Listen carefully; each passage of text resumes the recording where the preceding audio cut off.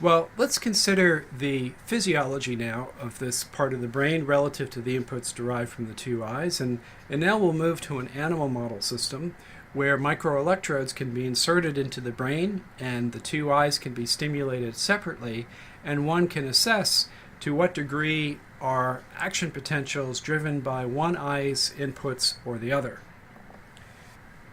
So what we're looking at here is a histogram that represents the compilation of physiological responses recorded from the kitten visual cortex. The kitten was a very common model system for studying the development of vision back in the 60s, 70s, and 80s. Now we use a variety of other models, including other carnivores such as ferrets, and even rodents such as mice and rats are now common model systems for doing this kind of work. And what can be shown at the level of an individual cortical neuron is that that neuron, regardless of what layer it may reside in the visual cortex, is very likely to have a bias in the response of that neuron that will tell you something about the weighting of inputs that are driven by the two eyes. For example, if a neuron in the visual cortex is driven exclusively by the contralateral eye, then the experimenter will assign it an ocular dominance group of 1.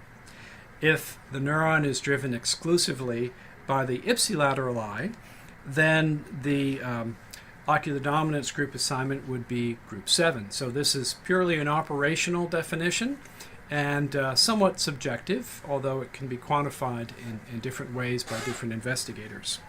Well, somewhere in the middle then would be units that are binocular. That is, they respond to inputs being presented to each eye separately, but they tend to have some bias. So here in the center of this distribution, ocular dominance group 4 would be a totally well-balanced set of inputs being driven by the two eyes and converging upon the same neuron. So while that does typically yield the greatest number of cells among these 7 different ocular dominance groups, obviously there are more neurons that are either biased towards one eye or the other than are perfectly binocular.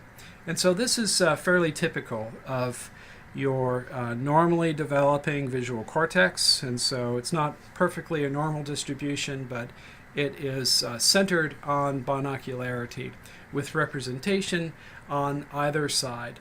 Now in kittens there does tend to be a bit of a leftward shift in this distribution with probably a greater percentage of contralaterally biased neurons than ipsilateral biased neurons. So this is what a normal distribution would look like in a typically developing kitten. Now, the experiment that was initially done by David Hubel and Torsten Wiesel and their colleagues involved keeping one eyelid of a kitten closed during this time of typical brain development in early postnatal life. And what they found as a result of this early manipulation of visual experience is a dramatic shift in ocular dominance bias in the visual cortex. So when they repeated this experiment after surgically keeping shut the eyelid of a developing kitten, what they found was that virtually all of the cells that showed visual responses now became responsive to the eye that remained open. Now, obviously, to do the experiment, they had to open the eyelid that had been sutured shut so they can test whether that closed eye could now drive visual responses, and the answer is that it could not. Now, what was fascinating about this story is that when they recorded from the thalamus of these kittens, they found that the thalamus was responsive to the previously closed eye, but not the visual cortex. So this indicated that there was some change at the level of the cerebral cortex that was primarily responsible for what appeared to be an acquired blindness of that closed eye. And we call this phenomenon of cortical blindness to the inputs presented to one eye amblyopia.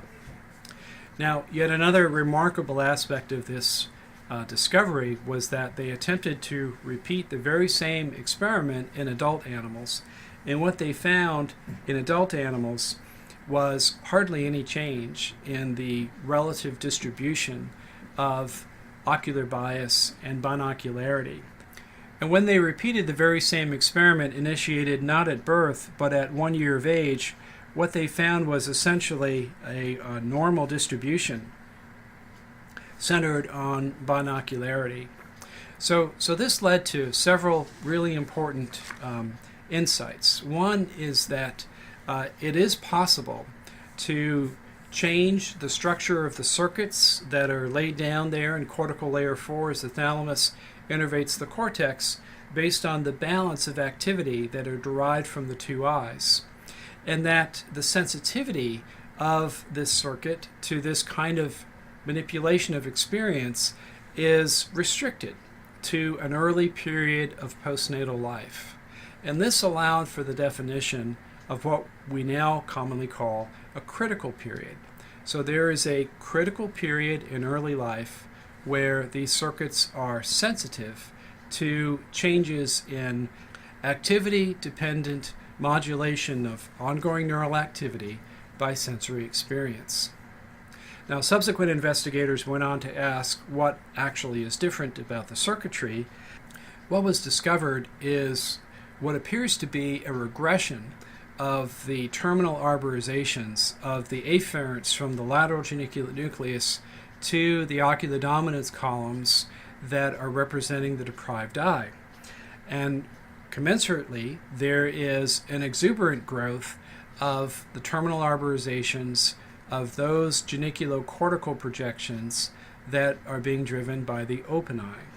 So rather than having a balance of ocular dominance columns, the greater expansion of the cortical territory of the afferents that are driven by the open eye accounts for an increase in the size of the ocular dominance columns that serve the open eye at the expense of those columns that serve the closed eye, which tend to be reduced both quantitatively in terms of numbers of synaptic connections, but also in terms of the spatial extent of their terminal arbors.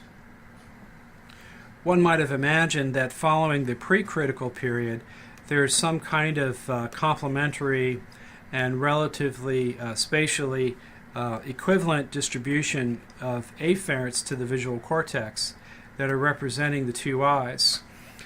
And as the critical period begins to ensue and this circuit becomes especially sensitive to the impact of experience, what one might discover is an expansion of afferents that serve the open eye and a regression of those afferents that serve the closed eye. And this is indeed the anatomical picture that was observed by Hubel and Wiesel and Simon Levay, Carla Schatz, and many others since their time doing these kinds of experiments in kitten and, in some instances, rhesus macaque visual cortex.